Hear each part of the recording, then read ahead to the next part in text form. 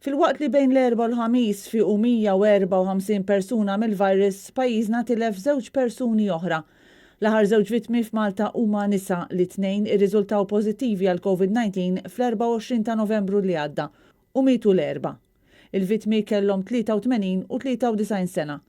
Il-mara ta' 83 sena mietet fil-Good Samaritan Long Term Facility fil-waqt li dik ta' 93 sena mietet fl-Isptar St. Thomas. B'dawn l-aħħar 2 vittmi pajjiżna sa issa jgħod 182 fatalità kawża tal-pandemija, 16 minnhom f'din l-aħħar ġimgħa. Il-ħamis kien ikkonfermat ukoll li 60 persuna oħra riżultaw pożittiva għal virus biex jitilgħu għal 11,692 il-każi totali reġistrati f'Malta sa mis-7 ta' Marzu l-hawn u li minnhom 9,526 kienu ddikjarati li fiequ.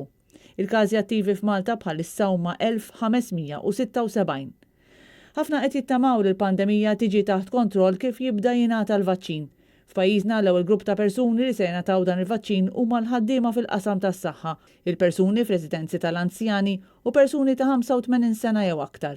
Bit-tieni grupp li mistenni jingħata t-tilqima fi frar jinkludi frontliners oħra u l-anzjani ta' 80 sena u l-fuq. Din tkun l-ewwel doża tal-vaċċin li jrid jingħata f'żewġ dożi bit-tieni doża tingħata fi żmien 3 ġimgħat mill-ewwel tilqima. Studji sabu li l-vaċċin fil-biċċa l-kbira tal-każi ma jħallix effetti negattivi, bl-aktar effett komuni kien dak ta' ejja, f'inqas minn 4% tal-persuni li ġew amministrati t-tilqima.